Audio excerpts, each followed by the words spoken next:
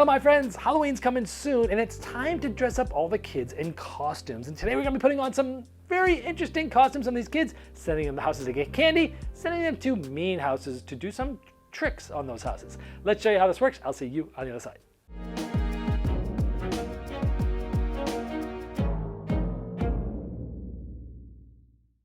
Before I get to the moment you've been waiting for, I wanted to tell you about the Sell Trade program at Noble Knight Games. Now as gamers, we all have games that are cluttering our shelves that we either don't have the right group for or might even not like it. Well now you can turn those unappreciated games into cash or store credit. Noble Knight Games buys thousands of games and gaming products. It's easy to send them a list of the games that you'd like to sell or trade. Now they'll send you a quote and even pay for the shipping of the games. Get treated and paid like royalty while you sit back and collect cash or store credit. To get started, click the link in the description of this video or in that upper right corner there, and then click the Sell Trade button.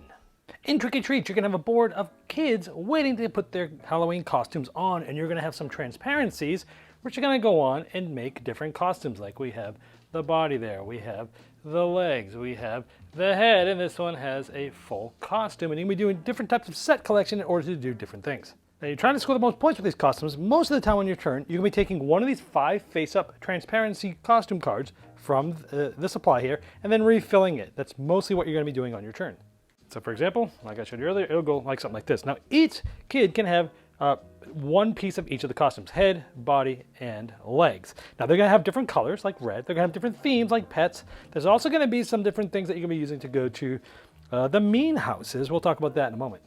Now randomly set up are 9 nice houses that you're going to be going trick-or-treating to once you start getting your costumes there. And instead of adding a costume to one of your kids, if you have enough of the right costumes, you can go trick-or-treating and for your turn go there. So for example, if we had 2, 3, or 4 people, kids, that had this icon, the pet icon, regardless of color, we could go there. And for our turn, we would show that we went there by putting our footsteps there. Now for the first ones to go there, we'll get this, which is going to be 2 points at the end of the game. Now keep in mind, you can only go here if you have at least 2 of these, or a maximum of 4 will help you out. Now if you have 2, 3, or 4, you'll get 1, 2, or 3 of these types of candy. So for example, let's say my trick-or-treaters were like this. We had 2 that had the pet icon. If we had 2 of them, we would get 1 of those candies, so it would go up like this. And these are randomized every game, the tokens and where the houses are. Well, what makes me decide to focus on these? Well, at the beginning of the game, you have a secret goal, and this is going to give me 1 point for every purple candy, 1 for every orange one at the end of the game, so I want to kind of focus on these. Now, you'll also see these are randomized at the beginning of the game as well. If you're the first one to go to all of the same row, or all the same column, you'll get this bonus. So, for example, I went to this row, as I was the first one to go all of them, I'd get 2 of those green bears. This would then flip over. Everyone else that does that only gets 1. Now let's say it's a little further, we got some more costumes going on. Now one thing you'll notice is when I put this costume on here, it's a body, so it goes there. Notice there's a trick at the bottom. These get covered with new ones that are on top, so the ordering in which you do things matter, because now you'll see I have 3 webs for tricks on my costumes. Now there's 3 mean houses each game, and the bonuses for these are randomized. And this one says, hey, you can go visit this one if you have this, because that's what you're doing. You're putting the cobwebs up there. And now this, from the first one there, I get the 2 points at the end of the game there. And this says 4 points for each set of those. Well, now that's unlocked that bonus for me, and that's actually really good because it corresponds also nicely with my secret goal, so I'm sort of comboing those together. That's the basics of the game. You play until somebody has all of their costumes completed, or the deck runs out, or there's some other conditions as well. You're also going to score points in addition to the pumpkins you've gotten and the bonuses that you've started with and the ones you've unlocked. You're also going to get points for your costumes. So the best is having the same theme and the same color in all 3. You'll get 8 points. Same theme, but the 3 different colors, 6 points. Same colors, regardless of theme, 4 points, and then mismatches, just 2 points. So you're also trying to do set collection and get those. Whoever has the most in the end is the winner. Yeah, Trick or Treats, fun theme, and the art is just, it's light. It looks like the way it's supposed to be. It's kind of a kid's game, but it's, everything about this looks fun and it looks inviting, and I just like the whole production of this. It says it's ages 8 and up because, so technically it is kind of a kid's game, but I think it's also good for adults too. Adults to play with kids, and I've played this with other adults, and if you're just like, hey, we're just going to play a short little easy filler with a light theme, we can kind of talk and maybe have a football game on in the background while we play, and it's not too taxing on the brain, but it's kind of fun and light and fun. Adults can play it too. Building the costumes with the transparencies is the most fun of this game. It kind of reminded me of a very popular game that kind of started this craze with Canvas, and that's a very popular game that most people love. And the interesting about that, they took one of those mechanisms from that. When you stack these transparencies, now it's not the first game to do this, but it does it in a similar way where most of the time you're stacking, the head, the body, the legs, and all of those things are by themselves, right? And you have different themes and stuff that's showing. The bottom left has the trick. So the spider webs, the toilet paper, the egg, and those get covered. So as you're building costumes, there's timing to when do I want to put something on top of something, A, for the costume to get something else, to be able to visit a house or whatever, but B, what am I covering over? Am I covering something that I've already went and done the trick on the bad house for that, or am I helping build myself to getting there? That one little twist adds a lot of strategy and depth to a game that's pretty light, because the timing of when you build what costume on top of what matters depending on whether what your strategy is, right? And which house are you going over? Which house are you going to, the good ones or the bad ones? And what timing are you gonna do that? Which bonuses you wanna unlock?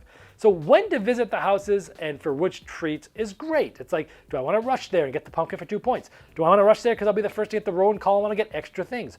Do I want to go over there and get, unlock that bonus that's at the, one of the bad houses that kind of combos with the bonus I started with? So all those things of rushing, finishing rows, columns, all that stuff is really good. The stacking of how these things stack and the timing of that's great. The secret goal, you get that at the beginning, that's great because you have long-term planning as to which candies you want to go for, which then backs you up into, well, which houses do you want to go to? Which rows or columns do you want to finish? It sets up your entire strategy for the game, so every time you play it's going to be a little bit different. I love the randomized setup as to which item candy you're getting at each house, which row and column you're getting where. That'll change things. It's sort of a puzzle that changes each game. And I like that you're focusing on sets or on full costumes, right? So you're trying to get the candies you want to move yourself up, or you're really trying to collect the sets to get all the same color and the same theme, which is really hard. Stuff like that. There's different ways to score, different strategies, and I like it. I can't think of a lot of negative things up here. One production little thing that they could have done is when you place the transparencies on there, there's no thumb hole opening at the top to easily get those cards out. Basically, it's not hard. You just basically flip the board over and they all come falling out. And that's fine. But it would have been nice to have a little thumb opening there so you can grab the cards if you want to. Also, the game says 45 minutes in the box. It's not that long. In fact, even with 4 players that are brand new, you're probably done in 30 minutes tops. 2 players, you're over in 10 to 15 minutes. It's almost too fast, the game. But again, it is 8 and up. And it is one that you play it in that last 10 minutes, you want to play it again, let's set it up and randomize it, you can do it. Those are my only negatives. I wish it was a little longer and getting the cards out easier. That's it.